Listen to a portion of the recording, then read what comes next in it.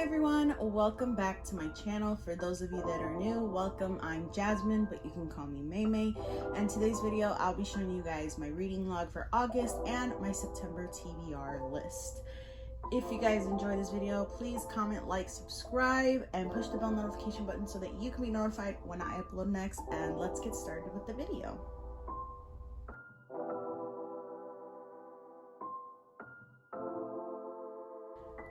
So the first thing I read for this month was Subaki Lonely Planet Volume 7, and you guys already know how much I love this series. It's really not a surprise at this point because I literally can go on and on about it. So of course I enjoyed this volume, but if there was one thing I had to complain about, it would have been the fact that the main story felt so short in this volume. There was a side story from Daytime Shooting Star, and it felt like it took up the entire volume. And not to have any hate on that, because one, it's created by my favorite mangaka, and two, it's very beloved in this series. It's just, for me, it just did not hit me the same as Subaki Lonely Planet or In the Clear Moonlight Dusk. So for me, it felt like I did not want to see a whole side story.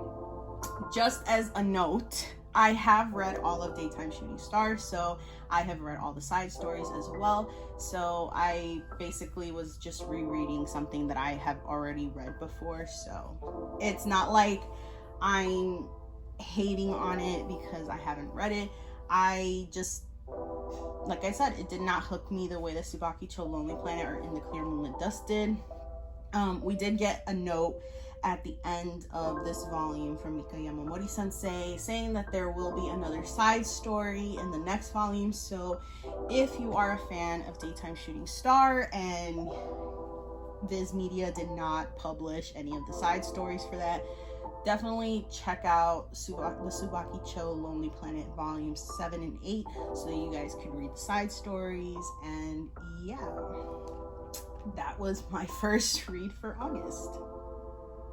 The next thing I read was another Mika Yamamori sensei read for this month, and it was In the Clear Moonlight Dusk Volume 7. Another Volume 7. Some moments had me kicking my feet and giggling, and not just with Yoi and Kohaku, but also with some of the side characters. I really don't want to wait for a long while for Volume 8 to release, but I'm going to wait anyway because to me it's worth waiting for. So there's really not much I can say about this series that hasn't been said already. The art, the characters, the story is phenomenal, and I highly recommend it. If you love Daytime Shooting Star, if you love Subaki Lonely Planet, if you haven't gotten into this series, please do. It's so good. I love it. The art is beautiful. Like I said, I could go on and on about Mika Yamamori sensei's works, but this video will get too long, so I'm just gonna leave it at that. Plus, I saw a little sneak peek of what Volume 8's cover is gonna be, and it's so beautiful! And it's a beautiful, I think a beautiful yellow, so I'm looking forward to that. So yeah, this was my second read. Absolutely love it, recommend it. I'll say it over and over again, but yeah, we're moving on now. Next, I read Volume 9 of A Sign of Affection, and it was such a perfect way to begin my morning, which if I didn't put it at anywhere on the screen, I read this on Wednesday, August 7th, but yeah, continuing on with yet another volume that had me giggling and kicking my feet. Not only with Yuki and Itsuomi, which always, whenever something happens with them, it always has me giggling, blushing, and kicking my feet, but also Rin, Kyoya, Shin, and Emma.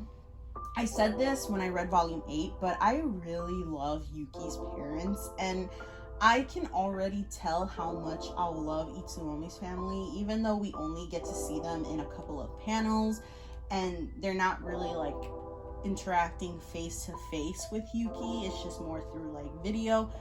But yeah, I'm just curious about what it is that Itsuomi told Yuki's father, because I'm not really keeping up with the current chapters, so I'm not sure if he's talked about it with Yuki just yet, or if us as an audience knows what happened, you know. I'm just curious about it. So yeah, you can see Itsuomi's face expressions and body language throughout this volume that he doesn't necessarily like lying or keeping something from her. Just like us, Yuki herself can tell he's hiding something, but what I really like is that she reassures him that he doesn't need to hurry to tell her, that if he's choosing to lie to her, it's probably for a good reason. And if that doesn't show you that it's pretty much obvious that she trusts him 100%. She's willing to be there for him when he needs it. If there's something to love about this series, it would be their communication, which is a bit ironic since she can't really hear, or she doesn't really talk to Itsuomi verbally. It's more of just, you know, through sign language and body language, and it really just goes to show that there's more to communication than just communicating verbally or written. You know, it's more about the body language and your face expressions, and that's what I really love about this series, is that communication is really big in this series, which is, like I said, ironic because you can't hear. She doesn't necessarily speak as much, you know. So I'm just so happy to have this series in my collection. And just like with Subaki Cho Lonely Planet or In the Clear Moonlight Dusk, I can go on and on about it, but I don't want to make this video any longer than it's going to be, because I'm pretty sure once I finish editing this, it's going to be a long video. So yeah, I'm going to move on. As always, this is an amazing read. Anyone who has read the series will know how much it just grabs your heart. So yeah, I'm just gonna move on, because if I keep rambling, it's gonna be the whole video. So yeah, moving on. Next, I read Insomniacs After School, Volume 6. And this read was a nice way to bring some calm into my weekend after a pretty chaotic week of work. And if I'm being completely honest, on the week that I read this, I had been feeling like I needed to just shut down. Like, completely. I was just emotionally out of it. Like, if I'm being honest, I've been emotionally out of it for a while now, and you can really tell, like, based on the amount of volumes I've read this month, that I was really struggling emotionally, but I'm not gonna get into that right now. If anything, you guys are here to see the stuff that I've read. So yeah, this is the next one I've read. Reading this volume, or should I say that reading this series as a whole, I feel like is always going to be the one I go to when I need something chill and slow paced, something where I don't need to think about much. And that's why I love this series so much, and I can never get enough of it. And I know I say that about every series I have in my collection, but I absolutely love all of them equally for many different reasons, you know. And if you haven't already, please give this series a try. It's so chill. I know a lot of people may not see it as, oh yeah, nothing really happens, you know, it's just following these two kids in their day-to-day lives and just seeing photography and astronomy. You know, it's very chill, and especially when you need something that's gonna just not have you thinking so much, this is definitely the series for you. And yeah, before I move on, might I add that I felt a little scared and worried during this volume, because I had this moment where I was like, okay, please, I do not want to get to the end and something happens to somebody, you know. And if you read certain series and there's a moment where you're just like, oh man, I hope nothing happens to this character before the end of the series or at the end of the series, you know, it just kind of got me scared and worried, because I do love these characters so much in the story, and I would never want to see any of them, like, I wouldn't want to see anything bad happen to them, you know. in all of these series that I have in my collection, there are characters that I really absolutely love, and I would really hate to see anything bad happen to them, you know? But yeah, it was just something a character said that had me thinking so many things. There were so many thoughts running in my head, and I was worried. I was like, I do not want to see anything happen to these characters, you know? But I shall wait and see what will happen in the story as the releases come out. I know that I could probably read this online, but I don't know if I want the story to end yet, so I think I'm just gonna stick with the physicals for this. And yeah, I'll react to them as I read them. So next I read Guta Volume 1, 2, and 3. And I know I mentioned in my recent haul / reading log video that after reading volume 1, I immediately went to Barnes & Noble and ordered all the current volumes, which were 1 through 3. I also said that if you are a fan of Fire Force or Soul Eater, then you'd love this series. The main reason being the fact that Kei Urana Sensei is considered the successor for Atsushi Okobu's legacy. But yeah, I reread volume 1 so I could dive straight into volumes 2 and 3 without really forgetting any details, because I did read it the one time, and after that I just picked everything up. So just to have like a refresher and kind of just go straight into it. And let me tell you, this series is amazing. I know there are only 3 volumes currently out, but I am hooked.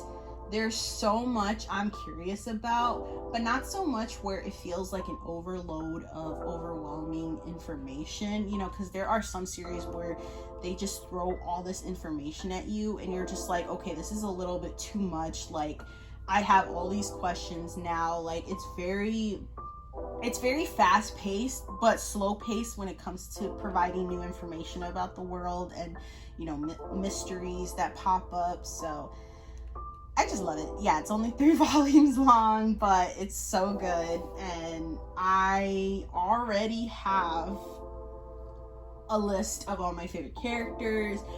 I'm loving all the characters and their designs. They just look so badass, and it's just, their personalities are so badass too. Like, honestly, when the anime comes out, which if I didn't say in my last video, there is an anime being released. I think it's gonna be next year in 2025. I believe in January, but don't take my word for it.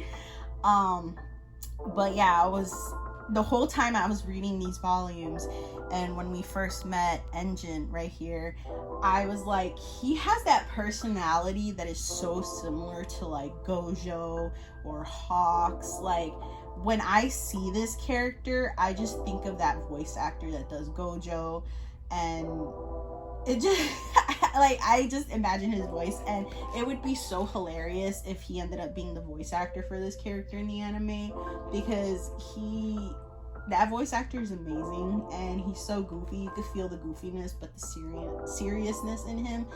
And yeah, hopefully he becomes the VA for our lovely Engine here, but we'll just have to wait and see. Next, I read volume 8 of Dandan, and whenever I need a pick-me-up, this is another series that does just that. Although it may be temporary, it really keeps my mind off of all things in reality. And also, might I mention, I've been seeing so many people getting tickets for the special screening at the movie theaters, and I'm still thinking on whether it's something I want to do too, or to just wait until the anime itself comes out. But I don't know. We'll have to see. But in this volume, we are introduced to another character who sort of gets the nickname Erosuke given to him by Momo because she's creeped out by his perverted behavior / personality. And I'm still unsure on how I feel about him. I don't hate him, but I don't really like him either. If he does end up being a big part in the overall story, I'm really interested in how he will develop as a character, because yeah, I don't necessarily like his personality or like the things he says sometimes, so we'll just have to see. But he does seem pretty smart. He really gives some insight on the fight that happens in this volume, so he's pretty smart, and I feel like maybe strategically wise he'd be good. It's just the other stuff that he'd be saying, I don't like it. I just feel creeped out when he says it too, so I totally get where Momo's coming from with that. But yeah, as always, Dandan is a good read. If you are interested in checking out the story, you could always check out the manga. There are currently 8 volumes out. I think they're a lot further on the app. I'm not sure. This is another series that I don't really keep up with digitally, so I don't know. I do know that they are pretty far in. You could also check out the anime when it releases. I think it's supposed to release in October, I think.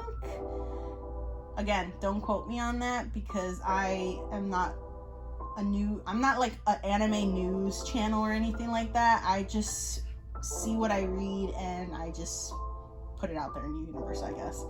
But yeah, definitely check out this, whether it's the manga or the anime. Check it out, it's good, love it. The characters are awesome, the art is awesome, and yeah, if you loved Chainsaw Man, I do believe Yukinobu Tatsu, I believe he was an assistant to Tatsuki Fujimoto, I think.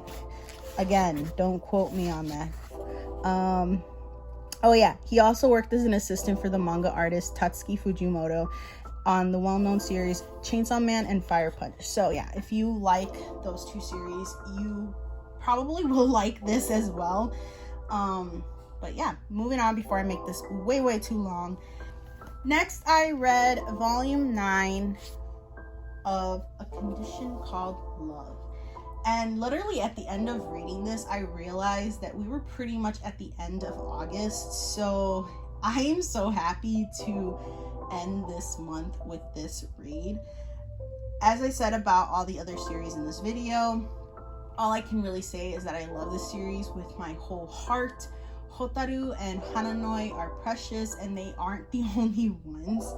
I probably said this a lot throughout this video, and it really seems to be an occurring theme, is that I love when a series can focus on their side characters as much as their main characters, because they are also part of the story, and you know, they're just as much as part of the story as the main characters are, you know, because it's because of their love and affection towards the main characters that the main characters can progress in their relationship or progress in life because of the love and support that are given to them by the side characters. So I really love when series really emphasize on that it's not all about the romance, it's not all about you or your significant other, it's about all the people that are in your lives that are, you know, showing love and showing support and being there for you. Because believe it or not, in our own lives, we're obviously our own main characters of our lives, and our family, our friends, they're all considered the side characters, and they really have a lot of influence and with the love and care that they provide. So I love being able to see that in manga or in anime as well, because that's essential in life. And I know there are a lot of people that don't necessarily have that, you know, so I really love to be able to see that in series. And yeah, I've read ahead a bit online, so I have an idea on the direction the story is heading, but it's still going to feel a bit nerve-wracking, so I'm not ready.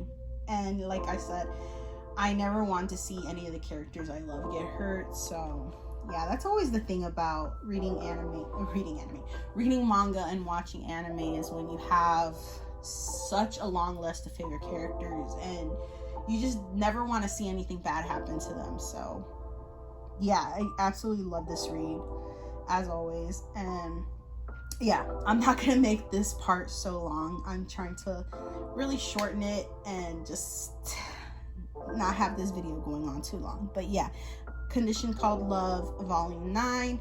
I absolutely love these covers, love the art, love the characters, love the story.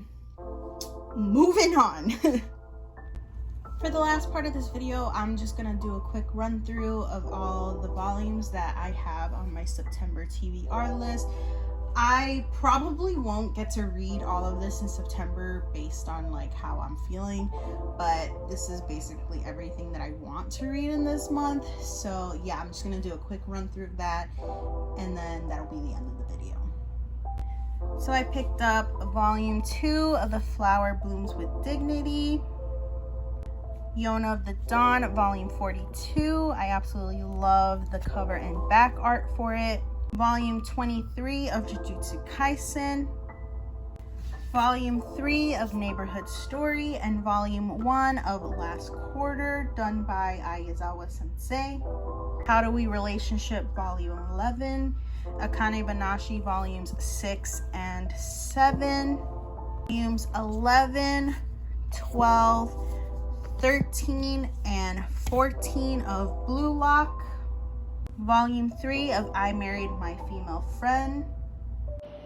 Hey guys, Editor Mei here, and I just looked back at all the footage that I have and realized that the Tokyo Revengers covers were completely cut out, so I am re-recording it. So for those volumes, I picked up Tokyo Revengers, A Letter from Kisuke Baji, Volume 1, Omnibus 11 and 12 of Tokyo Revengers, which consists of volumes 21 to 24.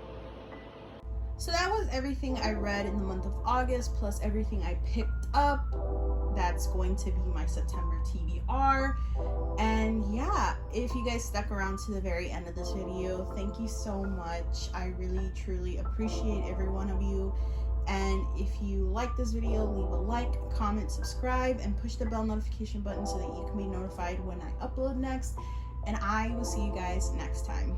Bye guys.